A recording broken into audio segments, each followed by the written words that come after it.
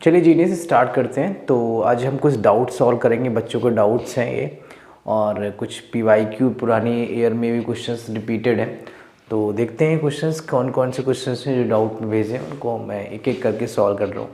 सो देखेंगे यहाँ से जो पहला क्वेश्चन है आपका, दिस वन इज कह रहा है कि the difference of the two numbers is 5। दो नंबर है मेरे पास, उनका डिफरेंस क्या है? 5 है। And the difference of their reciprocal is 1/10। मतलब हमारे पास दो नंबर हैं और उनका डिफरेंस कितना दिए? 5 दिया है। तो सपोज कर लेते हैं कि हमारे पास अगर डिफरेंस 5 दिया है, तो अगर मैं इसको सॉल्व करूं तो डिफरेंस मेरे पास कितना दिए? दो नंबर है, उनका डिफरेंस 5 दिया हुआ है। तो अगर मैं एक नंबर को x मान लूं, let first number is x। अगर पहले नंबर को मैं x मान लूँ तो सेकंड नंबर क्या होगा उसका, क्योंकि उसका डिफरेंस की बात कर रहा है, तो सेकंड नंबर क्या हो जाएगा? Second number is x plus 5। Correct. अगर समझने के लिए कि अगर मैं इनका डिफरेंस निकालूं तो क्या जाएगा? x plus 5 minus x, that is x से x क्या हो गया? Cancel, and this is 5। तो आप देख रहे हैं डिफरेंस कितना आ रहा है? 5 आ रहा है। तो इसलिए हमने पहला नंबर क्या माना? x, और दूसरा नंबर क्या लिया हमने? x plus 5। जब डिफरेंट के केसेस में, जब डिफरेंट बोलेगा कि डिफरेंस उसका जो भी नंबर आ रहा है, करेक्ट। अब क्या कर रहा है कि देयर नंबर रेसिप्रोकल इज 1/10। तो रेसिप्रोकल है अकॉर्डिंग टू क्वेश्चन। अब अकॉर्डिंग टू क्वेश्चन क्या कह रहा है? इसका रेसिप्रोकल मतलब क्या है? 1/x, और इनका डिफरेंस लेना है। तो अब ये बात समझ में आनी चाहिए कौन सा नंबर बड़ा होगा, कौन सा छोटा होगा। तो हमें ये बात ध्यान रखनी पड़ेगी। कह रहा है ना कि difference of their reciprocal is 1/10। इनका जो नंबर का डिफरेंस होगा, तो हमें यार ये बात समझ में आती है कि अगर मैं इसका रेसिप्रोकल करूँ दोनों का, तो ये नंबर होगा, ठीक है। अब देखिए यहाँ जब रेसिप्रोकल करेंगे तो जो नंबर जितना, ये नंबर क्या है देख रहे हैं, ये x है और ये क्या है हमारे पास? x plus 5। तो ये बात पक्की है कि जब मैं इसको डिवाइड करूँगा या माइनस करूँगा तो मेरे पास क्या आ रहा है? 1/10। अगर ये 1/10 आ रहा है तो मैं इसको पर सॉल्व करूँ तो पहला नंबर क्या होगा? 1/x, ठीक है। तो 1/x माइनस 1/x प्लस 5, और इनका डिफरेंस कितना आ रहा है? That is 1/10। तो x माइनस 1/x प्लस 5 और माइनस 10। क्यों है मैंने ऐसा किया? मैंने इसको इस नंबर को इधर क्यों नहीं रखा? क्योंकि ये नंबर मेरे पास एक्चुअल में बड़ा आएगा और ये नंबर क्या आएगा? छोटा। क्योंकि जो जितना डिजिट नीचे की बड़ी होगी वो ओवरऑल डिजिट डिवाइड करने पर क्या होगी? उतनी ही छोटी होगी, और ये डिजिट ऑलरेडी छोटी है, तो ये क्या होगा? एटलीस्ट इससे कम से कम, इससे तो बड़ा होगा, बाकी होगा बट इससे क्या होगा? बड़ा होगा। अब देखिए बड़ा है तो क्या करेंगे? बड़े में से छोटे को माइनस करेंगे, क्योंकि मेरे पास 1/10 आ रहा है, ठीक। सो इसको सॉल्व करते हैं तो एलसीएम कितना आ जाएगा? x प्लस 5, ठीक। तो x से x cancel, that is x plus 5 minus x, तो x से x क्या हो गया? Cancel, this is 1/10, correct. इसका इधर मल्टीप्लाई करेंगे तो कितना हो जाएगा आपका? 50। तो यहाँ से कितना आएगा? This is x square plus 5x, ये आ जाएगा, करेक्ट। अगर हम इसको सॉल्व करें तो क्या आ जाएगा यहाँ से?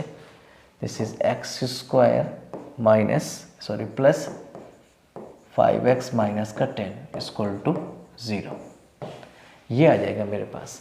अब क्योंकि मैंने यहाँ से इसको 50 को इस साइड ले आएंगे तो माइनस हो जाएगा, that is -50, this is -50, correct. अब देखिए इसको क्या करेंगे? मिडिल टर्म स्प्लिटिंग करते हैं, सॉल्व करते हैं। मिडिल टर्म स्प्लिटिंग करके इसका तो कितना आ जाएगा? That is x square, multiply करने में कितना चाहिए? 50x स्क्वायर, और माइनस करके कितना आएगा? 5। So this is 10x minus का 5x। तो 10 में से अगर आप 5 माइनस करेंगे तो क्या आएगा? 5x, और मल्टीप्लाई करेंगे तो कितना आएगा? 50, करेक्ट। तो यहाँ से इन दोनों से कॉमन क्या आएगा? x कॉमन लेंगे तो x प्लस 10 और यहाँ से 5 कॉमन लेंगे that is x plus 10 again. तो ये क्या हो जाएगा x प्लस 10 और ये क्या होगा x माइनस 5 इक्वल टू 0। तो हमारे पास x की दो वैल्यू आ गई, तो x इक्वल टू कितना आ जाएगा माइनस का 10 और x इक्वल टू प्लस का 5। तो ये दो वैल्यू मेरे पास x की फाइंड आउट हो गई। तो इसने पूछा क्या है हमसे, कह रहा है फाइंड द नंबर्स। तो अगर मैं x इक्वल टू 5 ले लूँ, तो अगर मैं x इक्वल टू 5 लेता हूँ तो दूसरा नंबर मेरे पास क्या हो जाएगा x plus 5 that is 10, correct. अगर मैं x इक्वल टू माइनस 10 ले लूँ तो दूसरा नंबर क्या हो जाएगा मेरे पास x plus 5, this is minus 10 plus 5, this is minus का 5। दूसरा वाला क्या हो जाएगा मेरे पास माइनस का 5। तो इस तरह से हम लोग ये नंबर फाइंड आउट कर सकते हैं, करेक्ट। तो ये नंबर ये नंबर निकालेंगे, करेक्ट। तो इसको एक बार देख लेंगे। नेक्स्ट इसके बाद देखते हैं क्वेश्चन नंबर जो नेक्स्ट डाउट में है। सो देखेंगे नेक्स्ट क्वेश्चंस क्या कह रहा है। नेक्स्ट क्वेश्चंस कह रहा है कि ABCD is coordinator which is AD is equal to BC। AD किसके इक्वल है, दैट मीन्स मेरे पास गिवन है कुछ क्वेश्चंस की इंफॉर्मेशन कि गिवन क्या है मेरे पास, गिवन दैट कि जो AD है वो BC के इक्वल है, ऐसा क्वेश्चंस में गिवन है। और कह रहा है कि PQRS इसके मिड पॉइंट है। ये सारे क्या है मिड पॉइंट है, ये सब क्या है मिड पॉइंट है रिस्पेक्टली, ठीक है। अब देखिए यहाँ से अगर हमें प्रूफ क्या करना है, प्रूफ दैट हमें करना है, प्रूफ करना है कि ABCD क्या है, ये PQRS इज रोम्बस।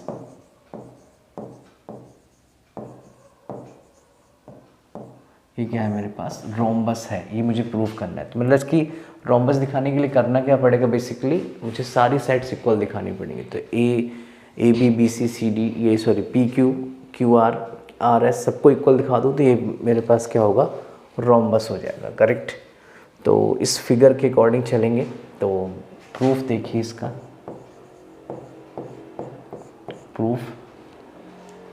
प्रूफ में देखें तो हम लोग सबसे पहले क्या ले लें इन ट्रायंगल। अब इन ट्रायंगल ले लें पहला ABC। तो ABC के अकॉर्डिंग देखें तो P और Q क्या है, P and Q are mid point,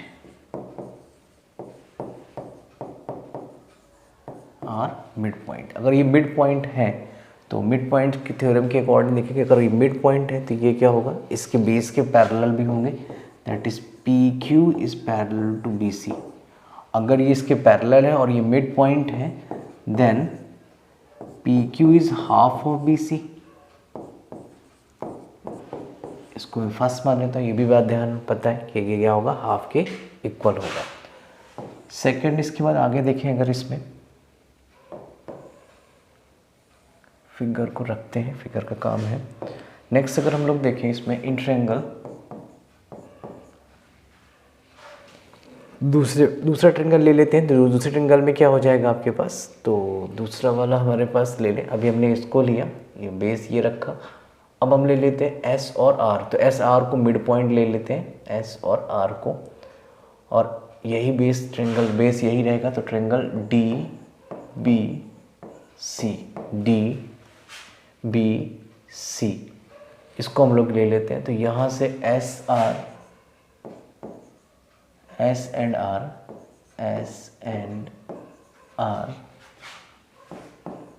are mid point,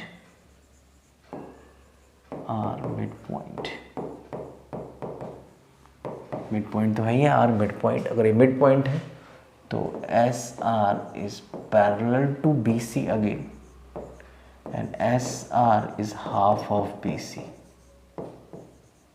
इसको मैं सेकंड मान लेता हूँ। तो यहाँ से देखिए, तो ये मेरे पास S और R है और ये भी क्या है इसका मिड पॉइंट है। तो ये इसके पैरेलल भी होगा और क्या होगा, क्योंकि मिड पॉइंट उसने पहले बोल रखा है, तो ये क्या होगा SR is half of BC। So from first and second से देखें, from first and second first second से देखें तो यहाँ पे देखिए क्या है, बी सी है, और यहाँ पर भी क्या है, बी सी।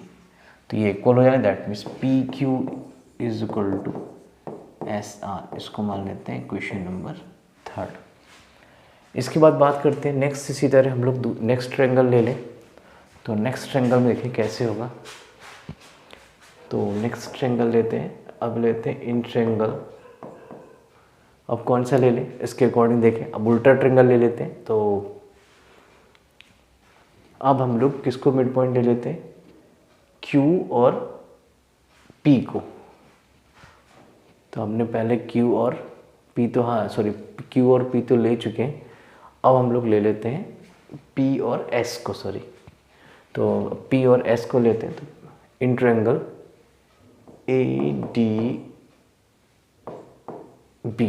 ADB में तो P और S, P and S are mid point. P और S क्या है, आपका मिड पॉइंट है, करेक्ट। सो अगर यहाँ से मिड पॉइंट है तो P and S, PS is parallel to AD।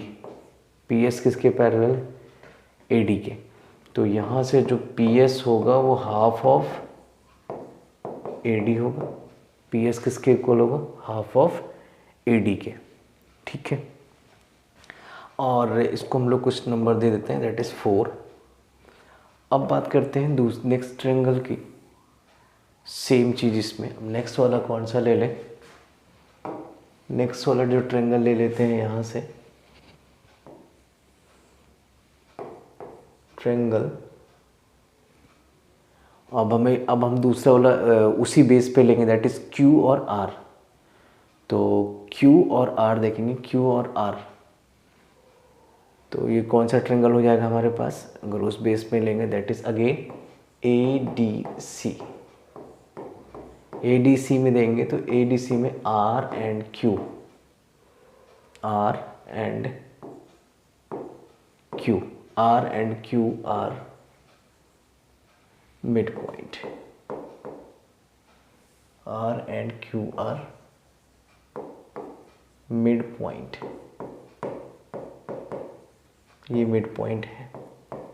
अगर ये मिड पॉइंट है तो फिर अगेन वही चीज़ कि R Q is parallel to AD and R Q is half of AD। इसको मान लेते हैं क्वेश्चन नंबर 4। अब यहाँ से देखें तो फ्रॉम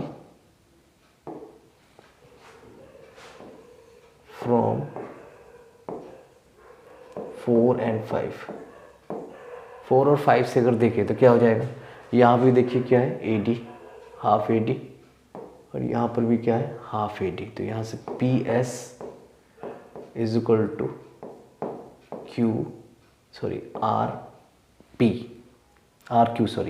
तो RQ और PS क्या हो गए, सेम। तो अभी हमने क्या देखा कि यहाँ से PQ और SR, PQ आपका 3 चीज़ें हमारे पास हो गई। नेक्स्ट 2 चीज़ें हमने इसमें कल दिखाई। पहला क्या दिखाया कि PQ and SR is equal to half of BC, ये बात मैंने दिखाई। दूसरी बात मैंने क्या दिखाई कि यहाँ से ये जो PS है वो इक्वल है RQ के, और ये इसके इक्वल है, that is half of AD के, करेक्ट, हाफ ऑफ AD। अब यहाँ से आप देखो तो इसने ऑलरेडी ऊपर बोल रखा है कि जो AD है,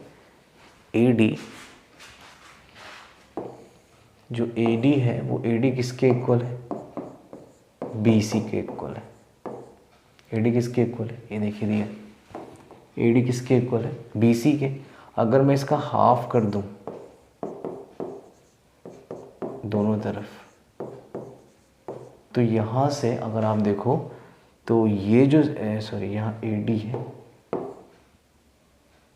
AD, तो यहाँ से अगर आप देखो तो इसकी तरफ मैं लिखना चाहूँ तो क्या हो जाएगा, that is PS and RQ और ये इक्वल हो जाएंगे पी क्यू और यहाँ से एस आर, ये चीज़ हो जाएगी क्योंकि दिख रहा है कि ये इसके जो इक्वल है ये पार्ट है और इस वाले के जो इक्वल है ये पार्ट है। तो यहाँ से देखिए सारी साइड्स क्या हो गई इक्वल, तो ऑल साइड्स आर इक्वल, सारी साइड क्या हो गई आपकी इक्वल हो गई। अगर सारी साइड इक्वल है तो P Q R S S rhombus, ये क्या होगा रोम्बस होगा। डन।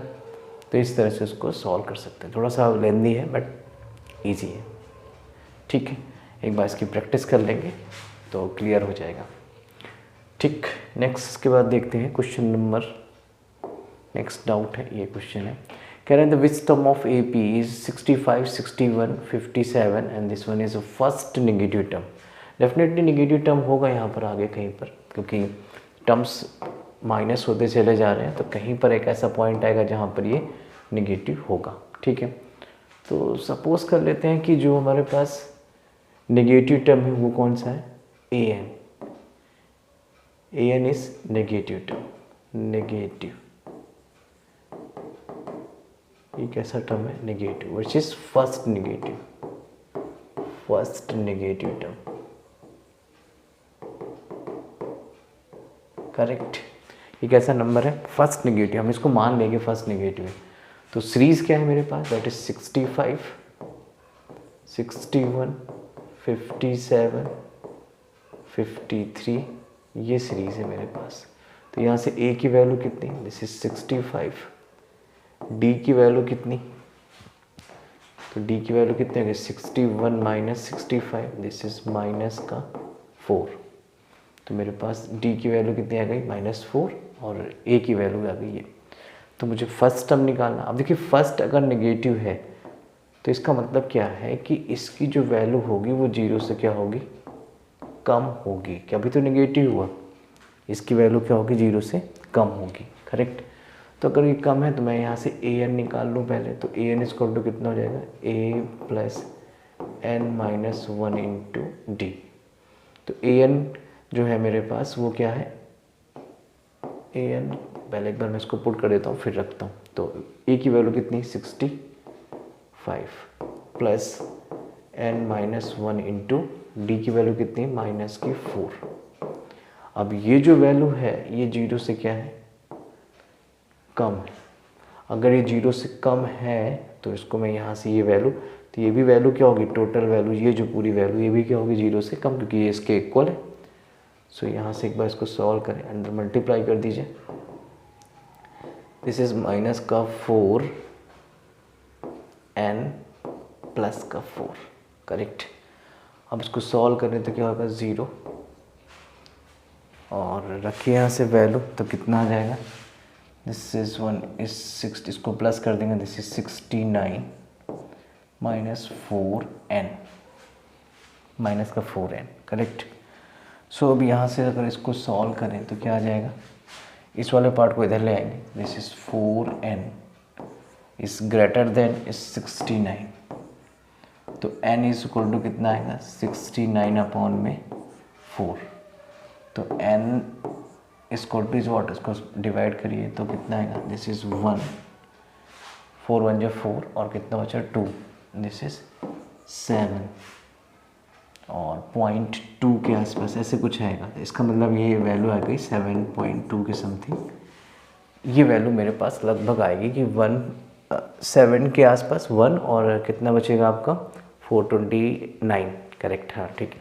तो इसका मतलब क्या है कि जो भी नेक्स्ट वैल्यू, क्योंकि मेरे पास n की वैल्यू कभी भी पॉइंट पे नहीं हो सकती, तो इसका मतलब क्या है जो फर्स्ट नेगेटिव टर्म होगा वो मेरे पास क्या होगा n इक्वल टू 18।